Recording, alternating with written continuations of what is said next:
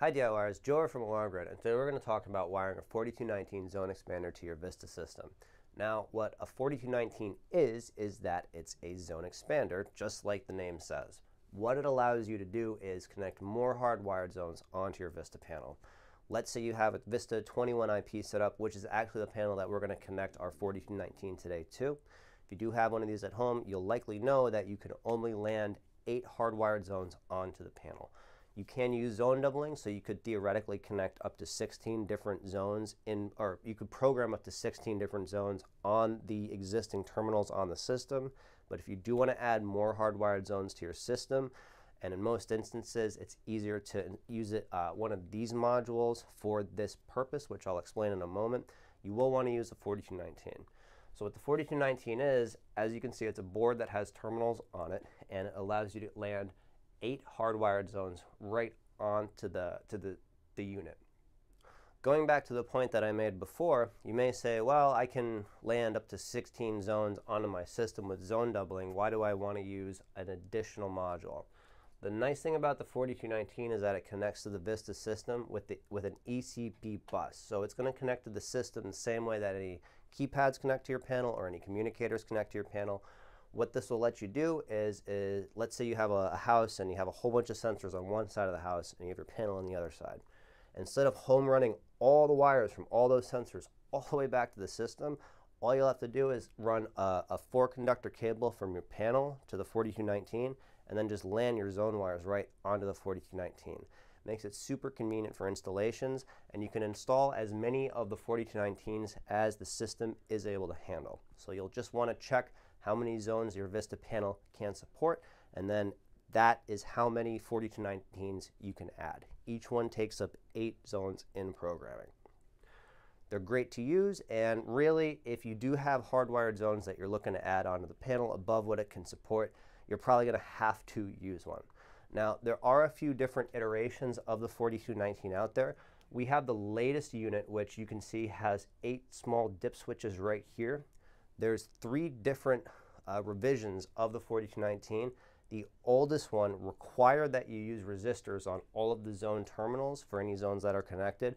And for whatever reason, those resistors had to be 1K or else it won't work right.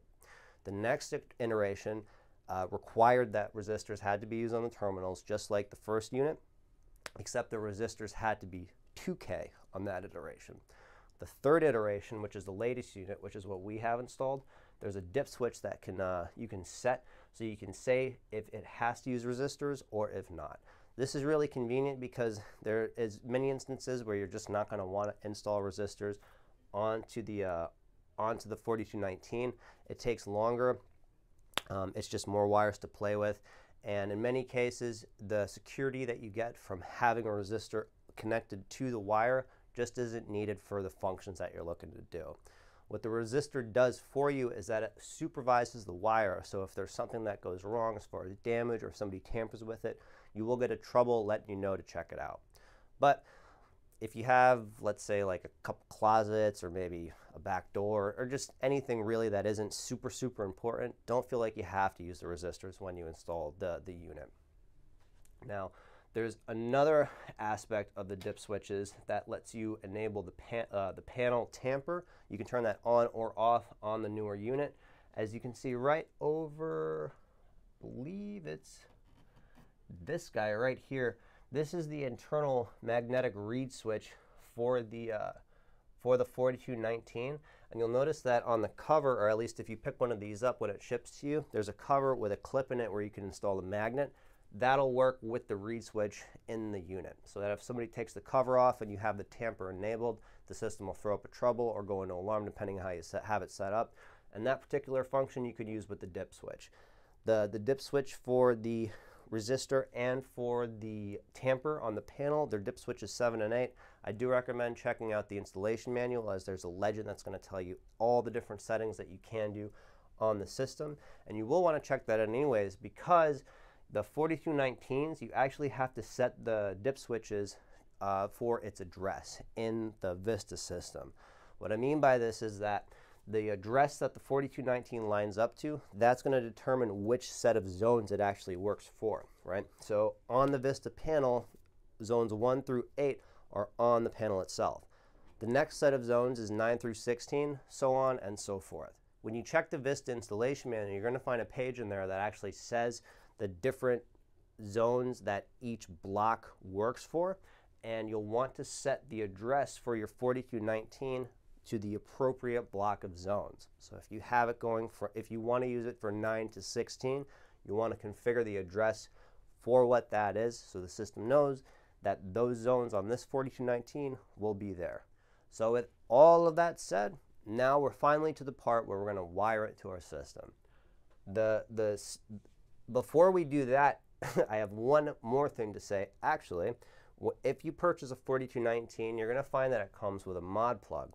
Now, I have the mod plug right here. It's a little black connector, and there's a portion on the board right here that it plugs into. Really simple, easy to install. You just slip it right on. And then this can connect to the ECP bus on your panel. There's a downside to the plug though.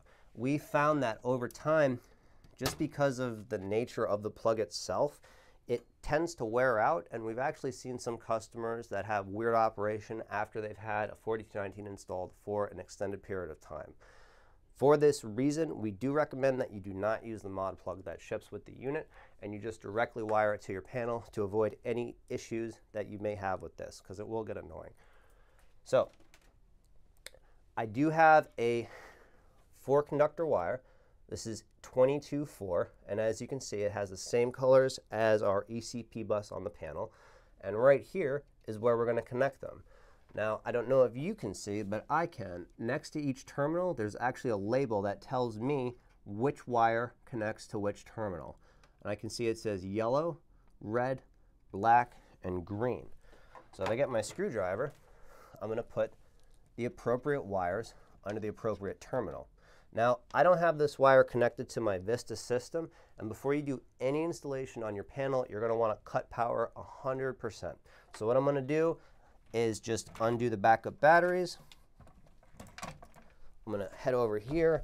I'm going to turn off all my power.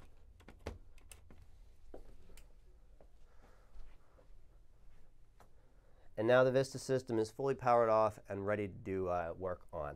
So going back to our 4219, I'm going to get the yellow wire in first. When you slip the wire in, it's always best to go on the side of the screw terminal that's the opposite of the one that's turning in.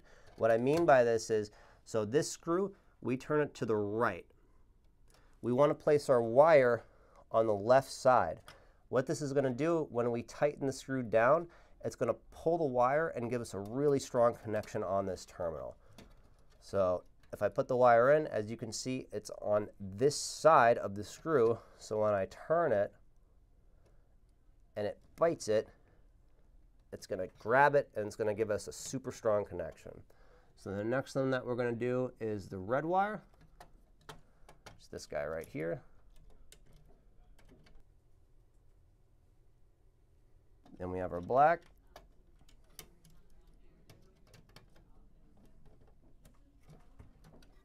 And then we have our green.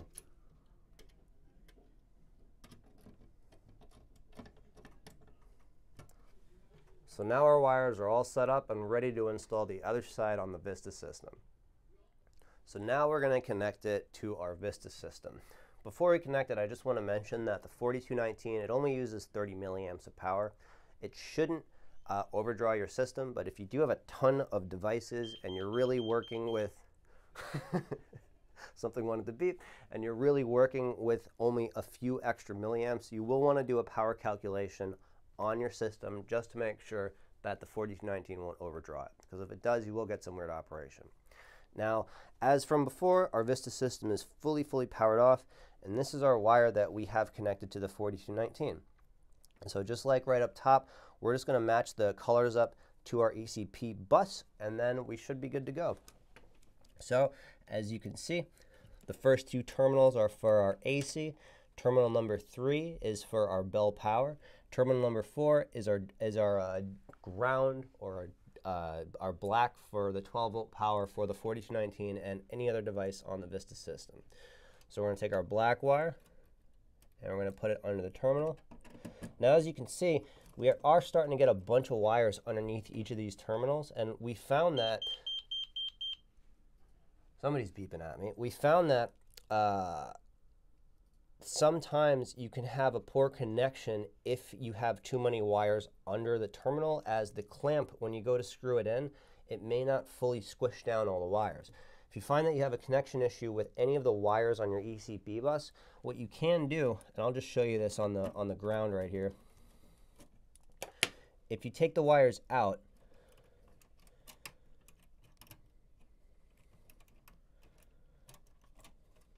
we can actually twist them all together, which will ensure that our connection below the screw terminal is solid.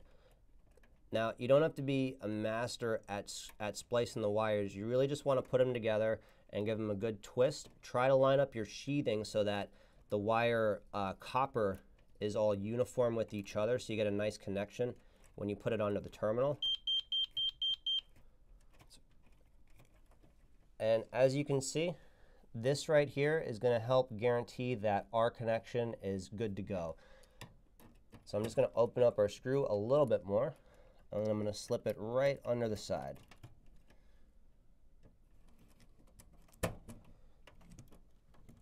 Now that's a solid connection. So I'm not going to do this for the rest of the terminals, as that does take some time, as you can see, but I will install the rest of them. So next we have our 12-volt power. So we're going to take our red, we're going to slip it under this one, we're going to tighten it down, and the next is the green. Now when you go to work on your VISTA system, as you can see, it's a tight space. The wires, they may be getting in your way. It could get somewhat frustrating. Just take a breath, take your time, and do everything one at a time. That beep is right in my ear. You're going to find that it may take longer to do the installation if you go slower with it, but especially with wiring, it's so easy to screw something up or put something in the wrong position that just giving yourself ample time to do stuff like this is really the way to go. Lastly, we have the yellow wire for data on the bus, which we'll tighten down. And now we have all our wires together. And actually this is great because I can show you an example of what I just said before. You'll notice that the green wire, the terminal is 100% down. That's a tight terminal. And a lot of the wires underneath the terminal are sturdy. But because the terminal, the clamp isn't fully flush, the wire that we installed is actually loose. See that? And it's going to come out. If we set this up and we were doing a real installation, that would cause a communication issue and give us some weird issues with the 4219. So it's just one of those reasons why taking all the wires out and twisting them all together and putting it back under the terminal will just help guarantee that you'll get a good connection.